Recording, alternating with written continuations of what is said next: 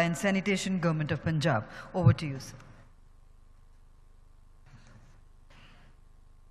Honorable dignitaries, on and off the dais, and dear friends, it's a pleasure to interact with you after 8 hours of grueling sessions. Thankful to the last man standing that you are here to hear our views. Punjab as the only state in the country which has a water in its name. It's the 5 waters. That's the literal meaning of Punjab. So in this land, though it's as current state, it's a 50,000 square kilometer state with 34 lakh people, families living in the rural area, in approximately 12,000 village panchayats. The rural water infrastructure, we have around 8,500 water supply schemes which cater to this population in the rural area. Approximately 55% schemes are handed over to panchayat and 45% are yet to be handed over. Mainly our water supply to the villages is to the tube-well-based schemes, which are around 89%, and 11% schemes we supply water to the canal-based system. In 2014, we came up with a water supply policy which stated the commitment to the people for the 70 LPCD water supply to every household in the rural area. We have delivered on that commitment, and today we have 382 habitations where we are having the 24/7 water supply, and close to 5,000 habitations where water supply daily is more than 10 hours. Our experience tells that the liberal or the assured water supply for the longer hours help in the judicious use of water, because when there is a certainty, people obviously use it with more care. As we are aware that the service delivery parameters are water should be in the sufficient quantity, that is about the duration and adequate pressure, it should be of the good quality. The water supply should be inclusive, that all sections should be represented in O&M and operations. It should be sustainable, that is source sustainability, operational sustainability, and the financial sustainability, and it should be equitable, that it should be affordable and fair access to all. These are the principles on the basis of which we operate our schemes.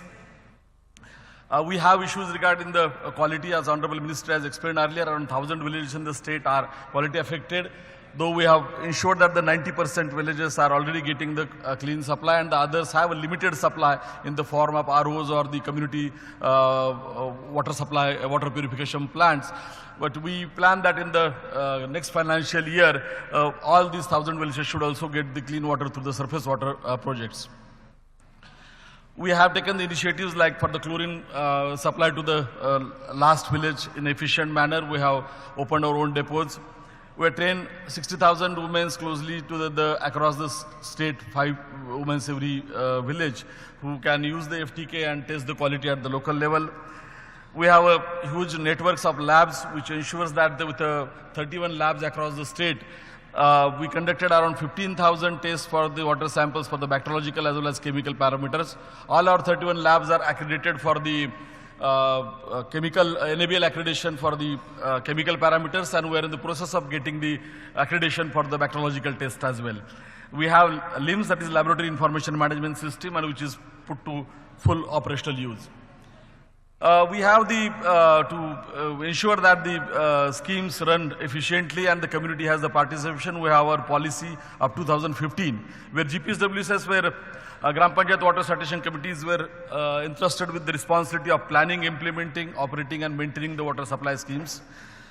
And we involve them right from the planning stage. Handholding and support is given. Major repairs are done by the department, and the conflict resolution also is done by us. It's completely representative body, and as Nari Shakti says, Jal Shakti, we are talking about, the Punjab has made it mandatory to have 50% women in these committees. Minimum 50% women are now represent as a part of the GPWSC.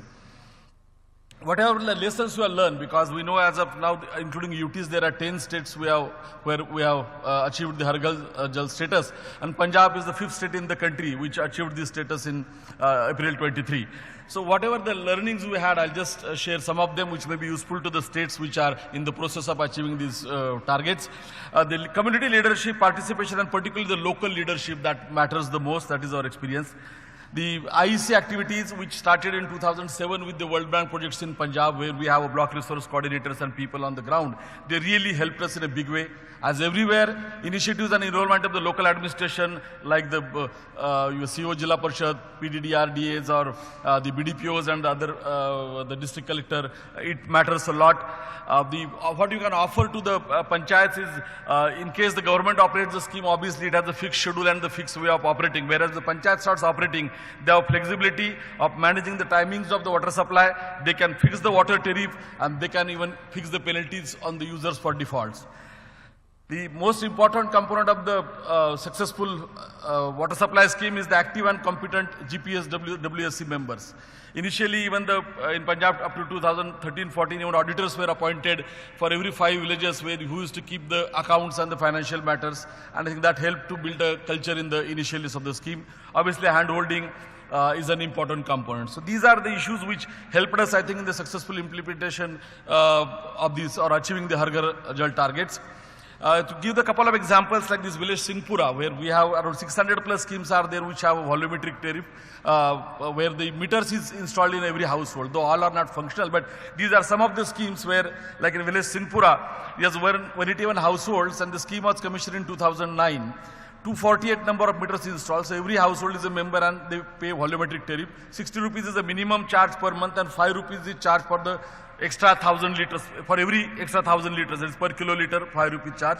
So monthly collection of this scheme is at 25,000 rupees, and Gram Panchayat today has a surplus amount of 9,25,000 in this water committee's account. So it's sustainable, 100% household obtain the individual connection. This is again an important point. I will elaborate it when I come to next stage. That is important to have 100% connectivity.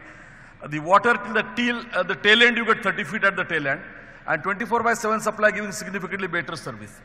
Another village, this Gator, I will not elaborate for the sake of time. It is the same story where volumetric tariff every household pays and the water is at lesser. So challenges in the remaining schemes, obviously resistance from regular pump operators that we, as the traditionally rural supply schemes are operated by pump operators, they feel for loss of job. Though I assured, panchayats obviously pay as per their concern and their availability of their financial positions and the way they think.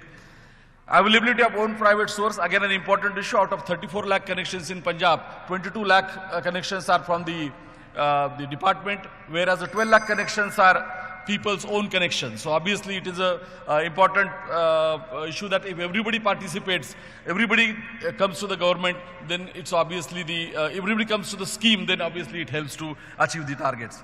Again, devolution versus privatization. Unfortunately, at times people think that handing over the scheme to the panchayat is a privatization. We put a lot of effort to tell that this is a devolution and real power in this sector lies with the panchayat as per the constitutional amendment, and people should accept that. There are enforcement issues. People don't want to have the ill will or the bad blood because of the somebody not paying or penalizing him. So that is another area. These were the challenges. High operation and maintenance costs. I will wind up these issues because I already covered in some or the other form. Low cost recovery, again this is an important issue because see, if you have better cost recovery, you can have the better operation management services, you have reliable and well managed infrastructure, higher service levels and consumer satisfaction. You fail on collecting the money and you fail everywhere. So first thing is to have a higher service level that people are satisfied and they don't mind paying you the amount. Once they start doing that, you can have the better operation maintenance. So this is the circular thing which will ensure that the people pay the money. Source sustainability, we have discussed that groundwater recharge and how important it is for all of us. I won't elaborate on that. SPVs is for the large surface water schemes, we have got the special purpose vehicles which are managed at the state level. The Shikayat Nivaran Kendra, Honorable Minister has already told that we have an online Shikayat Nivaran Kendra, and they have been found very useful over a period of time. They ensure the credibility of the rural water supply operation. We believe that is enhanced due to efficiency in this service delivery. The performance of WWS operation is assessed on daily basis because every call coming and you responding to it ensures that your schemes are creditable. Gram Seva is a mobile app which used to collect the bills. SCADA is, you all are aware, we are bringing it in more and more schemes. So campaign to conserve the water was launched and was a great success in Punjab in this July to September 2024. So way forward, obviously handing all the schemes for operation and maintenance to the Gram Panchayats, the water sanitation committees, moving towards 24/7 water supply in all schemes, mitigation measures for remaining water supply or affected schemes, notify the policy, scale up the digital initiatives as IoT, Gram Seva, integration of data from various systems at one app that we are trying to build. And the only last word that food for thought. As we are talking all the time, we also have a debate within the department whether we should have the surface water schemes everywhere or we should continue with the groundwater scheme. The quality aspects, where the quality aspects of scarcity of water, obviously surface water is an answer. But if we want people to be connected to the ground and the local water, the agriculture obviously has to be from the surface water available. But we feel that if the till people connected to the groundwater for the drinking purpose, they will take care, more conservation effort will be there, people will be motivated to save their water. So that is one view. I leave it to you for food for thought. Thanks for listening to me. Thank you.